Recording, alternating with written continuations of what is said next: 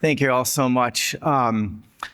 Before I actually start the presentation, I'm going to do kind of a shameless plug for my wife. And if you guys enjoyed the Bible study that Rick just did, my wife's financial counselor and her and Jeremy Kreider are doing a talk Saturday morning. And essentially, the whole first part of Rick's talk was an abbreviation of my wife's talks over the last few years. And last year, she did a whole workshop on Luke and exactly what Rick just said. So if that was like teasing at your heart and you want to hear more, go to her and Dr. Kreider's talk on Saturday morning. So that's my plug. And now I'll talk about grief.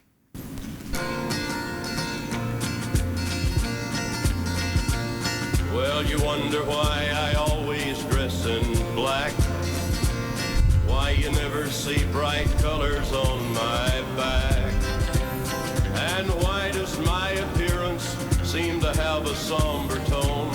Well, there's a reason for the things that I have on. There's been a lot of pain and suffering in our world over the past year. And we know grief is not unfamiliar to us in the CCHF community. As we heard about last night, we were remembering the loss of two great men in our movement. We're a community that serves the broken. We serve those who are hurting and people who have experienced a lot of grief in their life and a lot of pain from trauma and injustice. So as an organization, as a movement, we are well acquainted with grief. I want to know who in the room right now would you say that you are currently grieving? If you're willing to raise your hand. Yeah, it's definitely a few of us.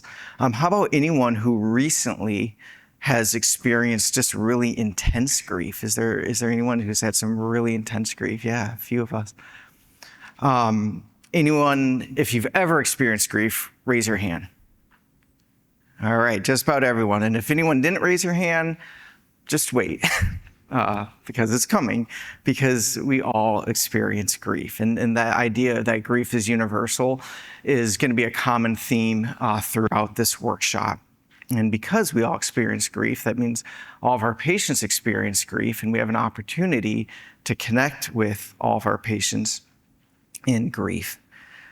Grief is a really sensitive topic. This workshop is very personal to me.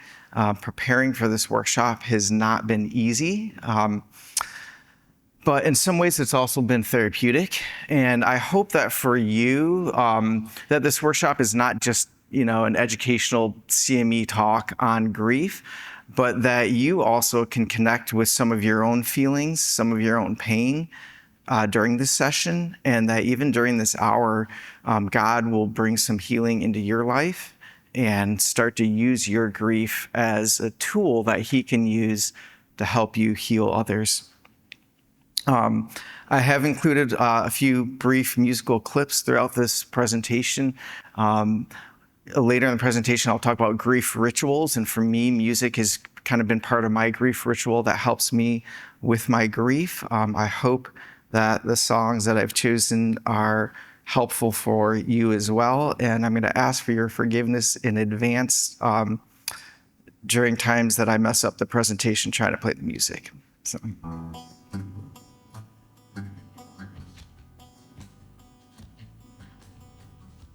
Well, I think the winds have changed now. Why they have to change today? My eyes are drowning in this sea of pain. The world is closing in on me. Why am I talking about grief? It's because in 2019, my oldest child, TJ, committed suicide, and it has completely changed my life. It was like my world crashing in on me, as you heard in that song. Now, prior to TJ's death, I had experienced some degree of grief in my life. When my parents had gotten divorced, during relationship breakups, through toxic and traumatic church and work experiences. I served as a physician in the Army. I deployed to Afghanistan, saw a lot of death. I've had grandparents pass away. My father's passed away. But I never really knew the depths of grief until my son died. When we experience intense grief, it can have a profound impact on our physical and mental health. It can impact our faith. It impacts our relationships. It can impact our work.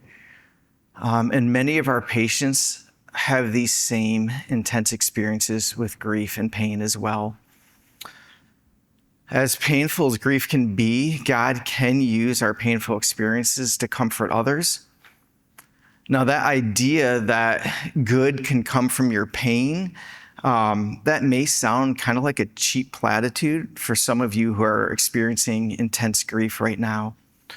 And one thing that I have really learned to appreciate is that some attempts that people use to try to comfort those who are grieving are helpful, and some attempts to help comfort others are actually hurtful, and they don't help.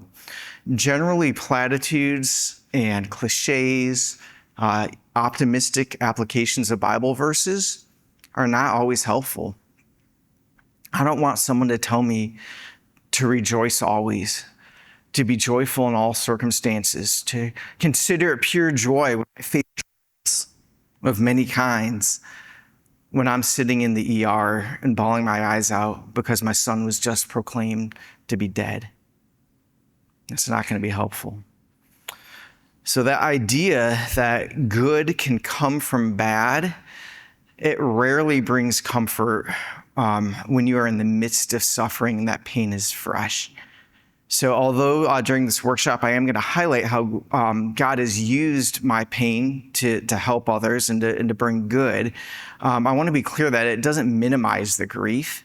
And I in no means intend to say anything today that is going to minimize your grief or your pain.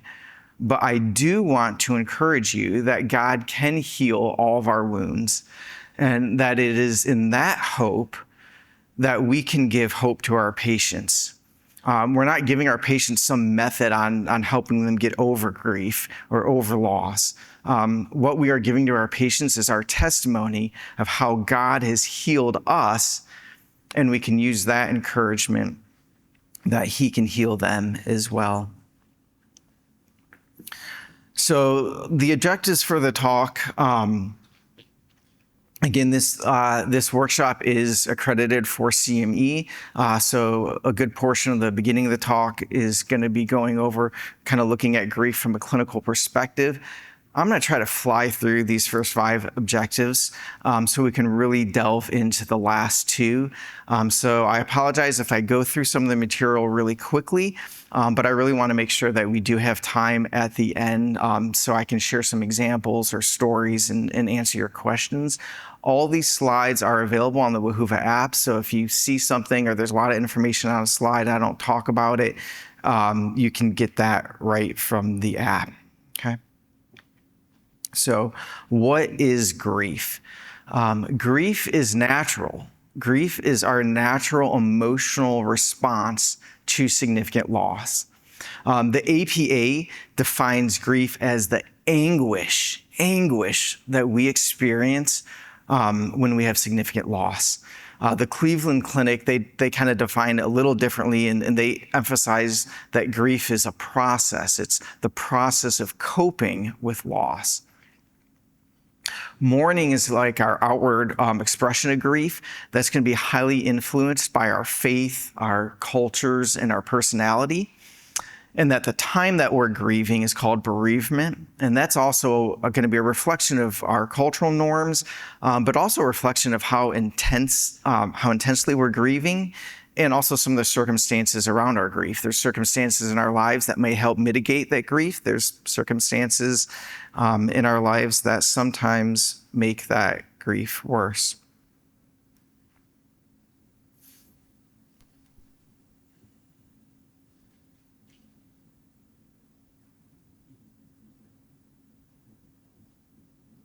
Everybody cries.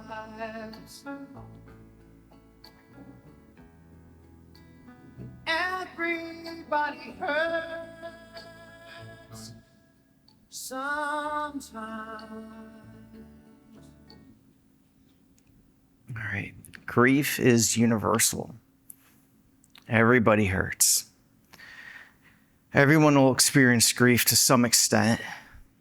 Most of us will have at least one significant loss in our lifetimes. Millions of people lose a loved one every single year. All right, but grief does not have to just be about loss of life. It can be loss of community. Think of a lot of our immigrant and refugee populations. It can be loss of identity. Maybe think of someone who has been hurt by the church and has felt that they needed to walk away from their church community. It could be loss of innocence. How about dementia, the loss of a loved one who's still alive? I actually tell a lot of my patients, and I believe this to be true, that caring for someone with dementia, I think, can be harder than losing a child. Some of you guys may get mild tastes of grief, like when your favorite sports team loses. But some of us might have more intense grief, like when you lose a spouse or a sibling or a child. Grief is all over Scripture. God is aware of our grief. God even grieves as well. We could do a whole workshop on grief in the Scripture and go over Lamentations and Job and David and the disciples and everyone else.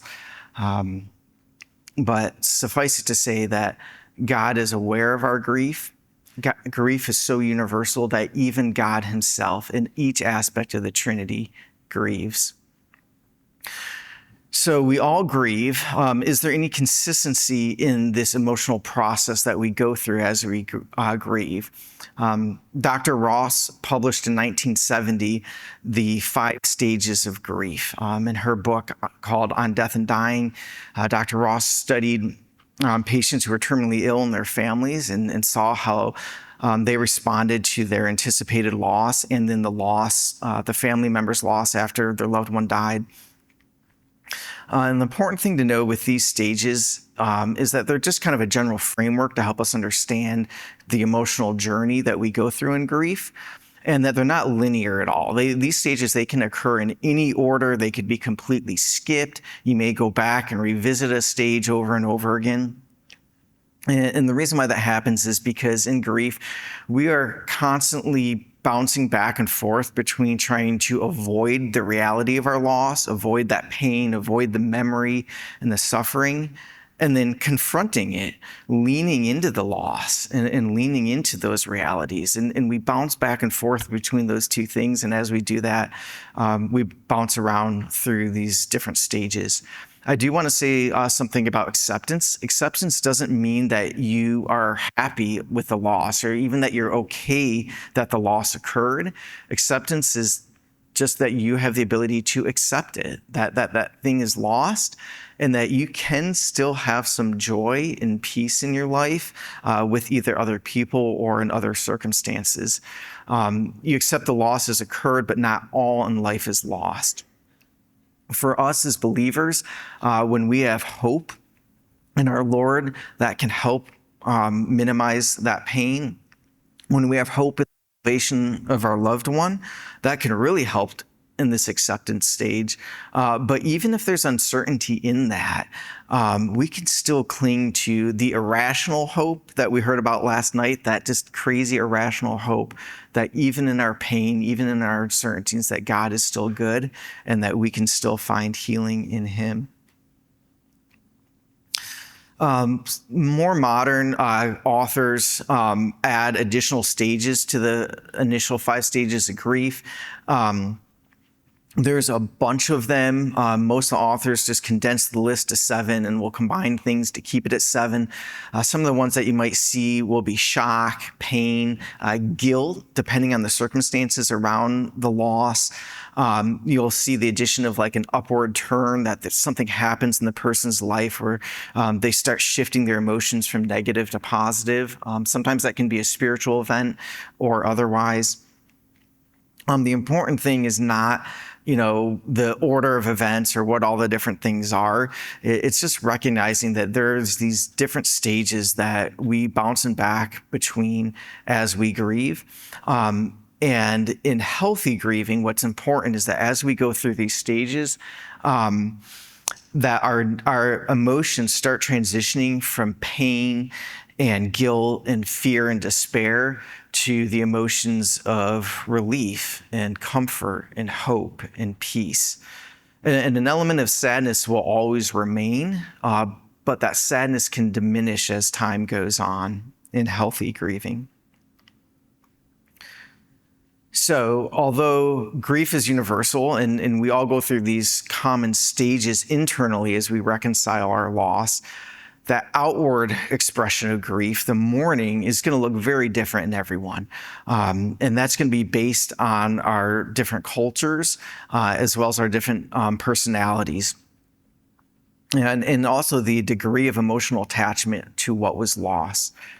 So some of those factors could include like the age of the person that was lost, if the death was sudden or if it was expected, the circumstances surrounding the loss. So if someone dies of suicide or they're a casualty of war, the mourning is going to look very different than someone who maybe dies of a terminal illness or of old age, of natural death.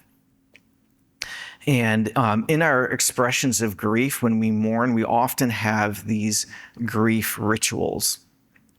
I mentioned that music has been a grief ritual for me. Anyone want to guess what another one of my grief rituals is? Displaying pictures, all right? These are frames that are all over my home with many pictures in each frame, and they help us keep the memories of my son alive.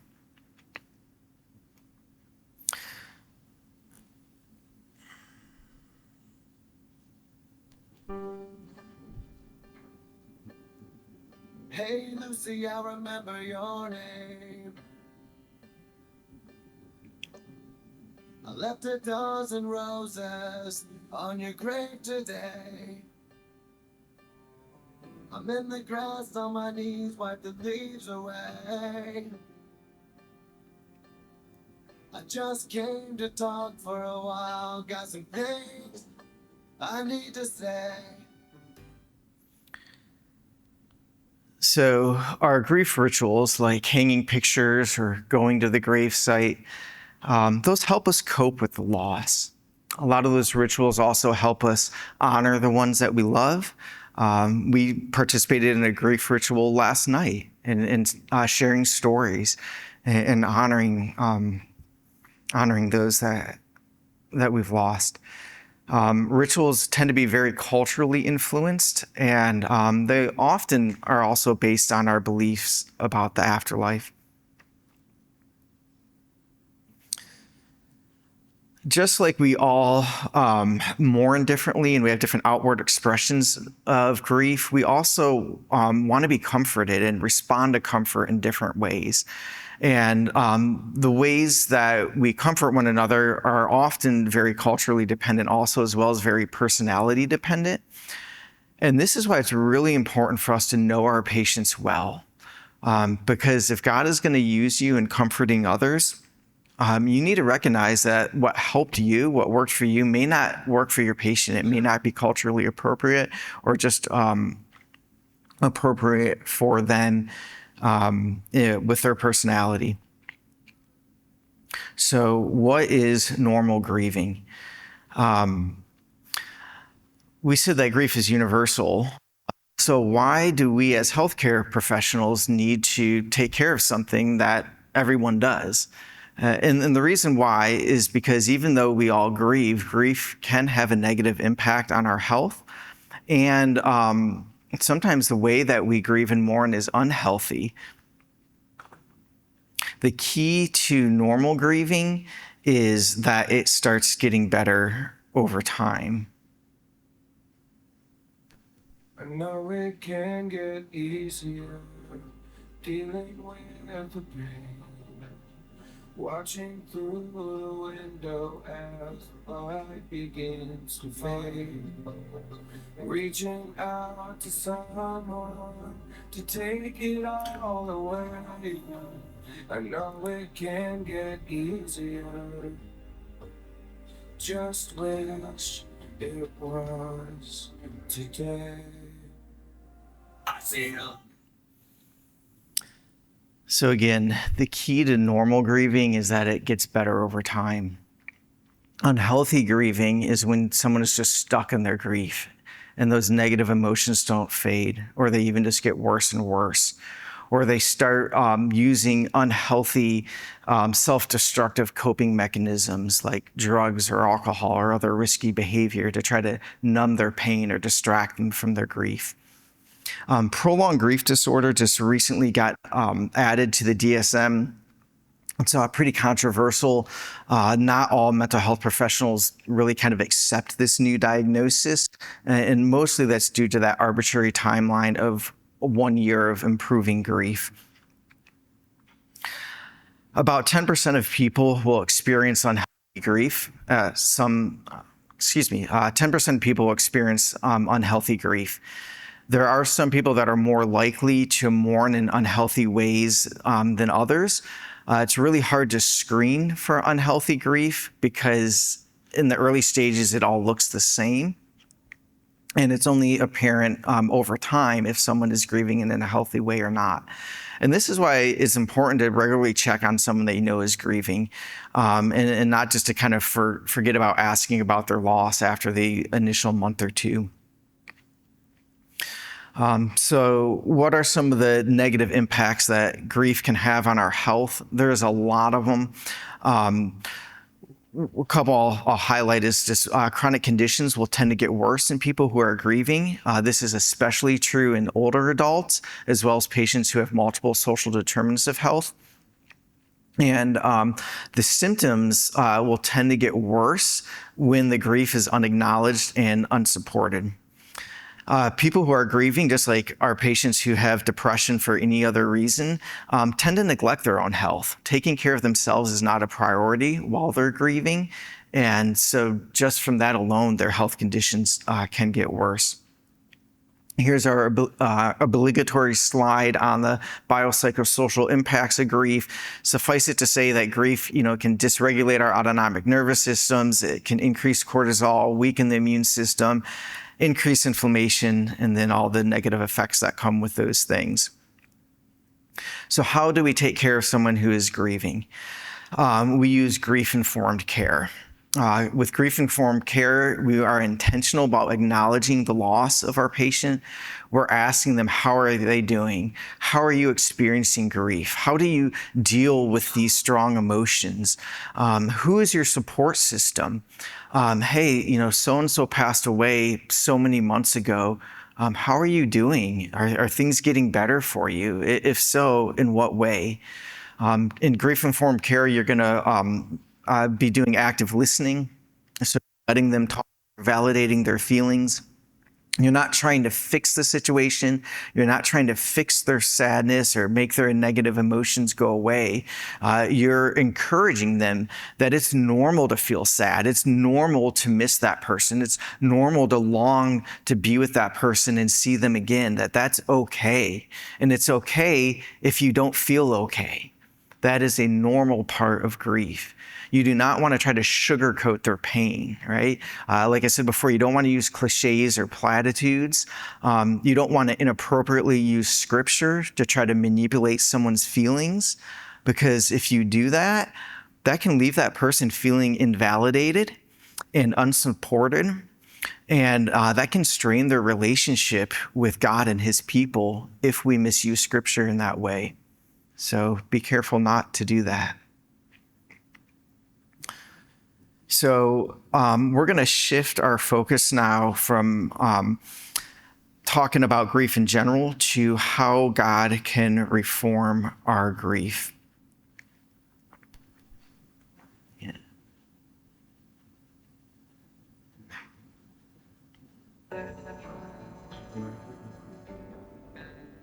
Put me back together.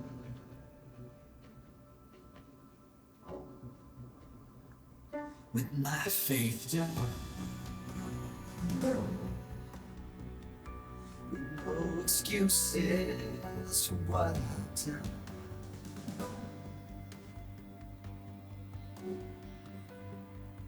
My hands reach down,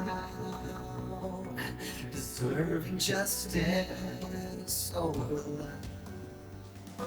And I'm still crying out for love. I'm breaking down. I'm breaking down. God, I need you now.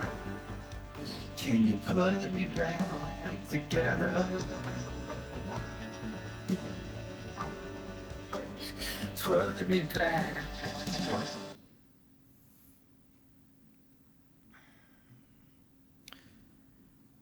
So in order for redemption to occur, something must first be broken or lost. So we just celebrated Easter, right? Think of the cross, right? The pain and suffering of Jesus on the cross, which is the apex of God's redeeming love and grace. We could not have the resurrection if the cross did not come first. Somehow, in God's great wisdom, the final outcome of his plans tend to just be better when there's some degree of pain and suffering involved. And that doesn't mean that God intends for us to be hurt. God does not want us to experience pain, but he does intend to redeem our brokenness and the pain that we do experience from living in a fallen world. It does not mean that it does not mean that good things will always come from our pain, but it means that they can. It's kind of in the same way that not all humanity, not everyone on the planet right now is going to accept Jesus and accept his grace, but they all could, right? That salvation is available to all. God has redeemed all people, and they all could come to know him in the same way that all of our pain and suffering can be redeemed. God can redeem all things, and when his kingdom comes, all will be redeemed. In this life, we will not always see how God may use our tragedies on earth for his purposes. And even when we do, it does not always lessen the pain, certainly when that pain is fresh. And I just want to reiterate that again, because I'm going to tell you some of the ways God has used my pain, but I do want to be clear that even though these good things have happened, that pain continues to be real, continues to be deep, and I'm still in need of healing. It's still a process. I have scars, and sometimes those scars will even dehiss as I'm attending to someone else's wounds. But for God to use us, we must first seek him for healing. We need to cling to him in our pain. It's only our testimony of his healing that can encourage others to find hope in him and hope for their healing in him also. It is only by God's grace that my wife and I are still married, that we are not addicted to substances or trying everything that the world would throw at us to try to numb our pain or distract us from our pain and loss. We now have so much more empathy for those we see around us that are struggling and understand why our world is so messed up. Because to go through this type of pain and suffering and not have the Lord, I can't imagine not being in that same place. So again, our testimony is not how we have overcome grief. Our testimony is that God heals our pain.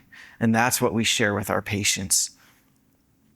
To bring that hope to others, you first need to be vulnerable. You need to share your pain and experience and let others, even your patients, know that you struggle also. When you're speaking to your patients, you want to focus on comforting them, not cheering them. Again, you're not trying to make them happy. You're commiserating with them. When someone shares their pain with me, when someone tells me about their loss, my response is always, that really sucks. That's so hard. I am so sorry. And then I give them space to talk some more and share some more. We want to avoid toxic positivity. Has anyone heard that term before, toxic positivity? I just learned it a few weeks ago at our weekly house Bible study. But again, you're not coming in and trying to sugarcoat someone's pain. You need to walk with someone through the depths of their suffering. And once you've really suffered with someone, then you can understand what is going to work best to comfort them. But you can't just walk in and try to cheer someone up. That's not going to be helpful.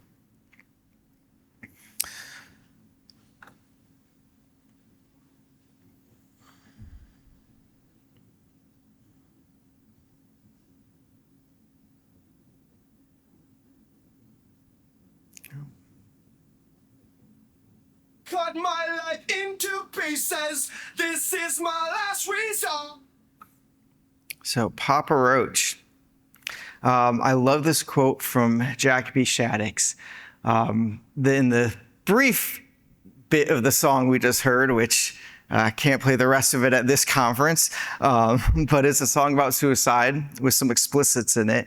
And Jacoby Shaddix once said that the two things that he never wanted to be in his entire life was sober or a Christian. And now he's both of those. I have also joined two clubs that I never wanted to be a part of. And that's the Suicide Loss Survivor Club and the Bereaved Parents Club. I have a patient whose husband committed suicide shortly after their child was born. Shortly after their third child was born, her husband committed suicide. And her other two children are elementary school age. Her husband hung himself on the kids' bunk beds. She found him after picking the kids up from school one day. She became my patient a few years after that, and she was hooked on pain medicines at the time, prescription medicines, as she was trying to deal with her loss. I was able to help her wean off the pain medicine and focus on her emotional and spiritual pain. And she was actually doing really well for several years. Then within 6 months of my son's death, her oldest, who was just a few years older than TJ, followed in his father's footsteps and committed suicide. And she's back in my office. It was hard. It was really hard. And she would tell me over and over that the only time that she would come and seek help, the only reason she was even considering my recommendations was because she knew that I knew what she was going through. Also, within a few months of TJ's death, another young man about the same age as TJ killed himself. And this was the grandson of one of my ministry partners. Her and her husband ran a ministry that served homeless kids that their families bounced around from motel to motel, kind of in the bad part of our town. And so she and her husband started meeting with my wife and I to help them walk through the grief of losing their grandson to suicide. Suddenly, my wife and I are now the local experts for dealing with suicide loss and the loss of a child. In that same year, we met with two other couples, a couple from our church and a couple who were longtime funders of my clinic. And both of these couples had lost young adult children to accidental drug overdose. They're now part of the club. One of my nurse practitioners has a close family friend whose oldest child died last year at the age of 10. He died of complications from a routine tonsillectomy. Those parents now joined the club, and they were referred to me. Over the past 6.5 years since TJ's died, I have had many, many patients open up to me about their grief, about how it has impacted their lives and their health. And because I've been open and vulnerable about my pain, they can trust me with theirs. It's been alarming to me how many of my patients in recent years will schedule an appointment to come see me within days of losing their spouse or their child or their parent. And almost always, these appointments are simply just to talk and to be prayed over. This never happened before I lost TJ. In this picture here, you see another one of my grief rituals. The hoodie I'm wearing was actually one of TJ's hoodies. It was one of his favorites that he would wear all the time. And there's a few pieces of his clothing that I still wear in remembrance of him. I talked about music being a grief ritual for me. There's my Spotify grief playlist. You may be able to see in the picture that it's about 26 hours long, because sometimes there's just not enough grief for 24 hours, right? And TJ's got a couple playlists that I'll listen to also as I think of him, some of his favorite music. What are other ways that God has used my grief to help others other than direct patient care? Certainly it's helped in my family. I'm a much better parent for my surviving children, that is for sure. I am much more sensitive to my patients' mental health in general, and I've encouraged and coached my nurse practitioners and physician assistant to be sensitive to that as they're treating our patients as well. Been able to help my staff and be sensitive to their mental health needs. I'm a better leader because of it. My vulnerability with my staff earns my trust with them. And after seeing firsthand the devastation that can come from the lack of mental health resources in my community, in 2022, our clinic started an integrative behavioral health program. We decided to do something about that. And so now we have in-house counseling, we have mental health case management, we have a psychiatrist that we partner with who will provide free virtual visits for our uninsured and Medicaid patients.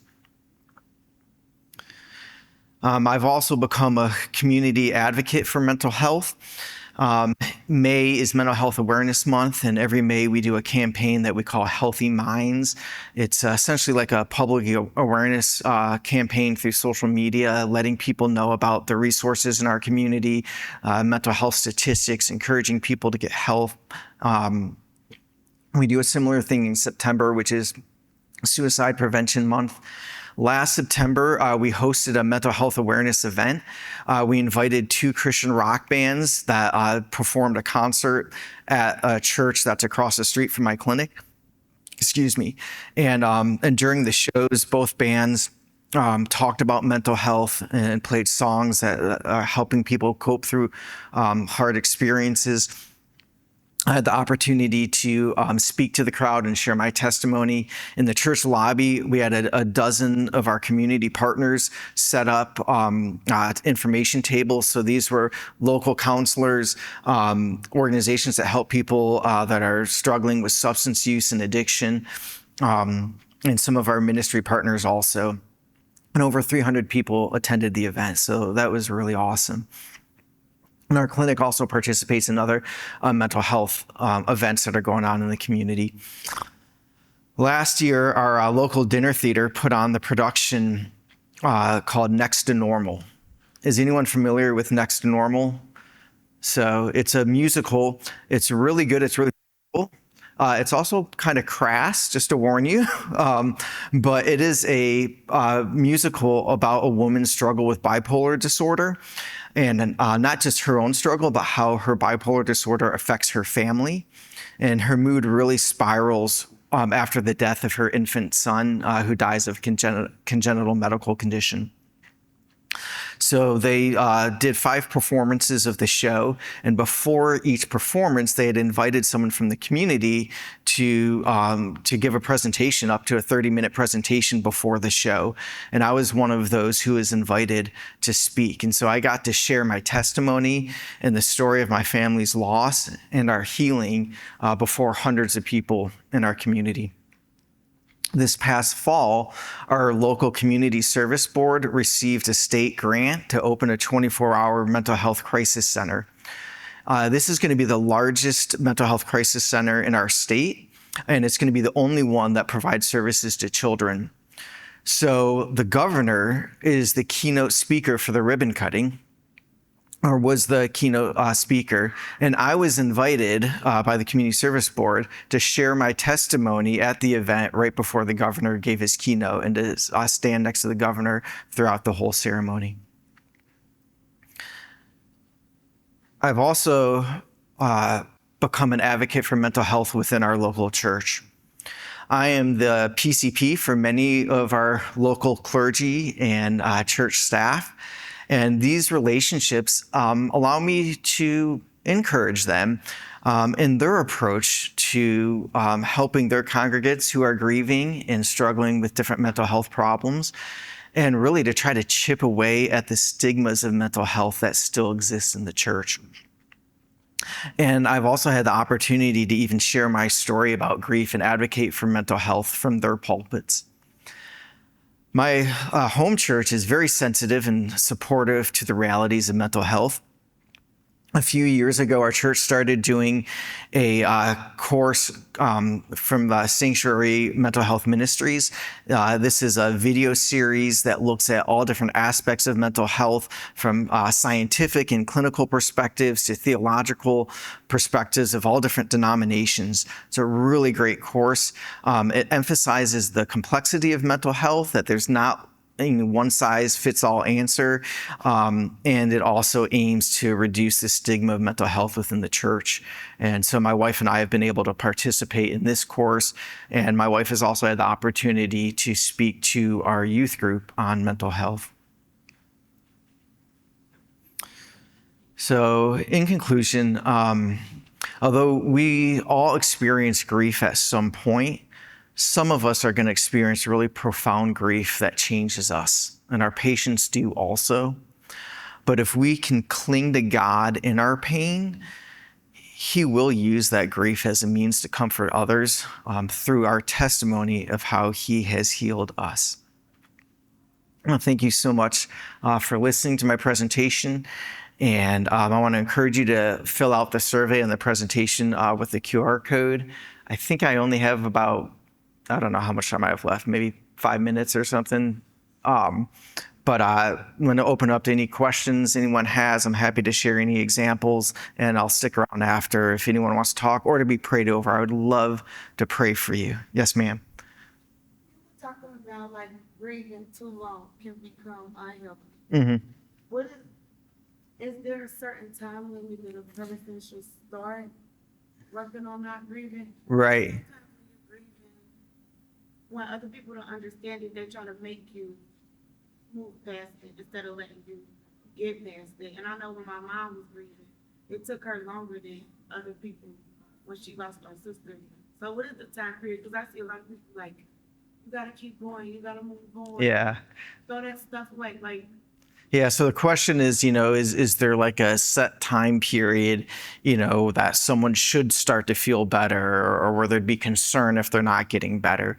And there really isn't. Everyone's grief is going to look so different because it's going to depend on their circumstances with that grief and that emotional attachment to what was lost. I mentioned that there is an official diagnosis called prolonged grief disorder, that says if after 1 year the grief's not starting to get better, then, that could be of concern.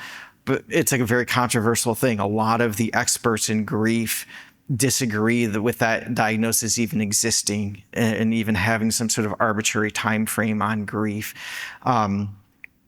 The really kind of the important thing of being concerned is if over time things aren't getting better. And it's not to say that it doesn't fluctuate. You may be starting to get better and then you feel bad again.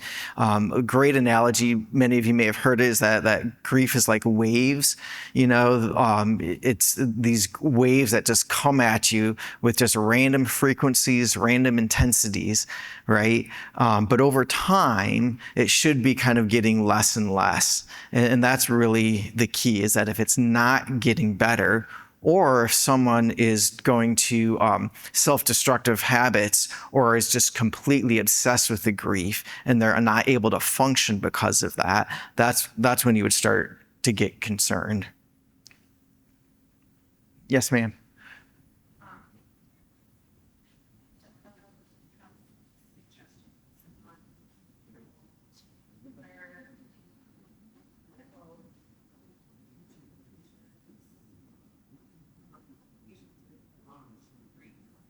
So yeah. So the question was interventions for patients with prolonged grief. It's really counseling, and there is a specific, I think it's actually called prolonged grief counseling. But yeah, there's a specific approach that counselors will use for patients that are just kind of stuck in their grief. Certainly if there's a degree of depression, then you could treat that person with medication similarly to how we treat anyone else that is struggling with any other mental health disorder. But yeah, there is specifically counseling techniques that are used for those who are grieving longer. Any other questions? Yes, sir.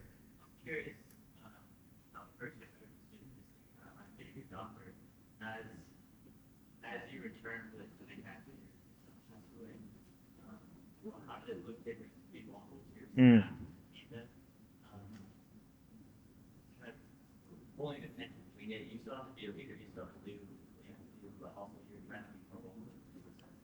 Yeah.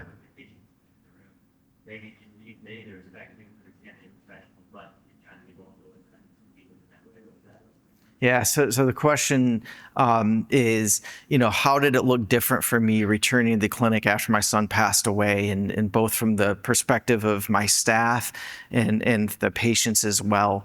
And certainly I was sad, right? Like I was grieving, and I'm usually like a pretty energetic guy and like to joke around, and kind of a hard driver. My staff would probably tell you, but. Certainly, and even now compared to then, but certainly right afterwards, I think they would see that there's a lot of things that I just didn't care about. A lot of things that just didn't matter. A lot of things that I may have gotten upset about before, big deal about, that I didn't. And actually, I'm glad you answered that question, because I skipped over a point that I wanted to make earlier. Was that when you are taking care of someone that's grieving, so if you're a provider, I don't think I said this, your patients, a lot of their medical problems are going to get worse. Did I say that in the presentation? Okay, sorry, I can't remember. But yeah, that would be one thing that they would see differently from a clinical standpoint, is that, gosh, I'm sorry, I feel like in my mind I hadn't said that to you, but I'm glad I did. Is that, I'm not going to make a big deal about, your blood pressure, was 145, your A1C is 8.1. I'm not going to throw a bunch of medicine at you. I'm not going to make you feel bad or ashamed. Not that I would do that anyways, but, I'm not going to make a big deal about stuff that I may have made a big deal about before. And just more empathy and sympathy, and giving them more time to share. Alex, was that the sign that I'm done, or we're 10 more minutes? Oh, great. Excellent. So, I think that would be a big thing. It's just a level of humility, and really like reevaluating what's really important and what's not. With my staff also being more sensitive to their emotional needs. We've had a lot of loss in our clinic. We've had so many of our staff have lost their parents or other loved ones just over these past couple of years. And just being sensitive to that and what's going on in their lives. So I would like to think they'd say I'm a better boss. I don't know. Any other questions? Or if I went over something really quick that you want an example of? Yes, ma'am.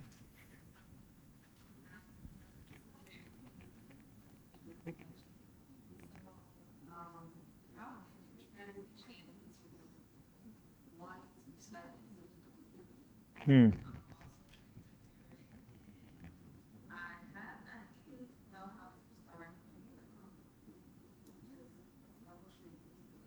Mm-hmm. Yeah. So the question is like how did I become more involved in the community in terms of grief and advocating for grief? And it was kind of twofold. Part of it was just organic. Like I said, literally, after this happened, people just started coming to me, or being referred to me, hey, I know so-and-so, they just had a significant loss, this huge tragedy just happened, would you go speak with them? And so a lot of it, or they would find me, so a lot of it was that. But then some of the specific things in the community it was just on my heart. When our community, is still kind of a mental health shortage area, and especially for kids. And so I really wanted to do something about that.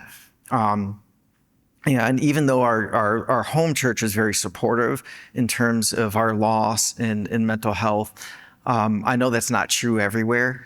And that breaks my heart, and so I wanted to be really intentional about using the influence that I have in my community because I run the clinic that I run.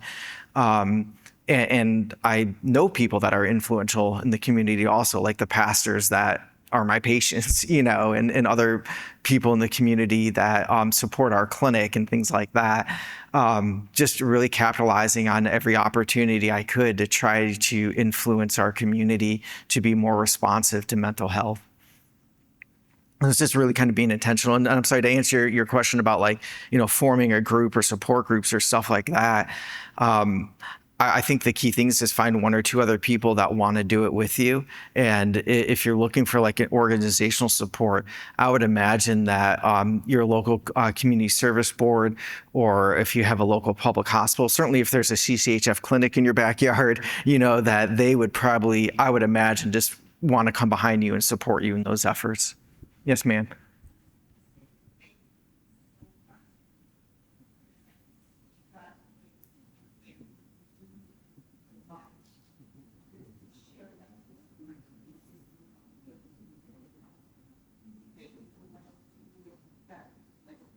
Thank you. Thank you.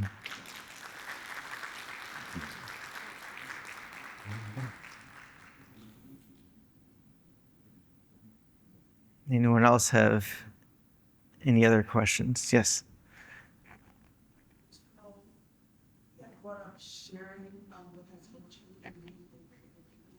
Yeah.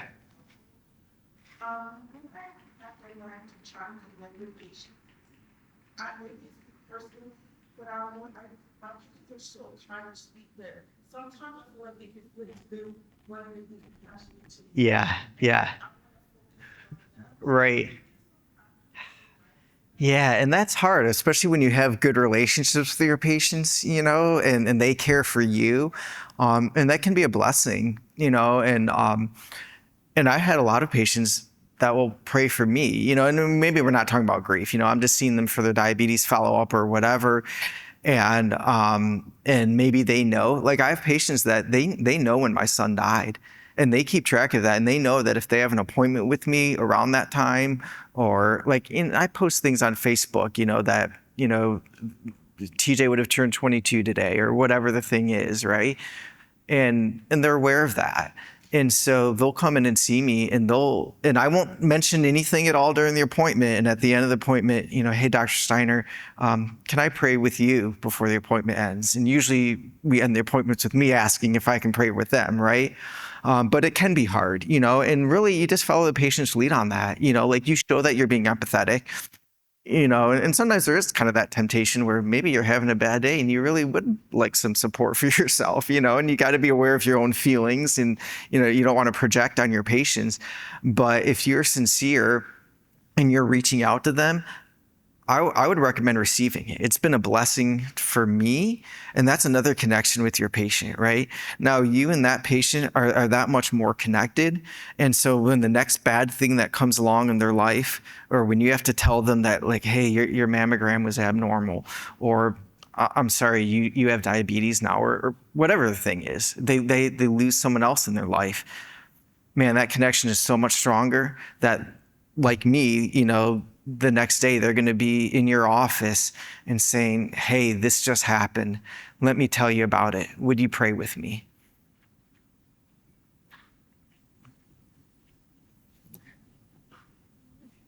Any other questions?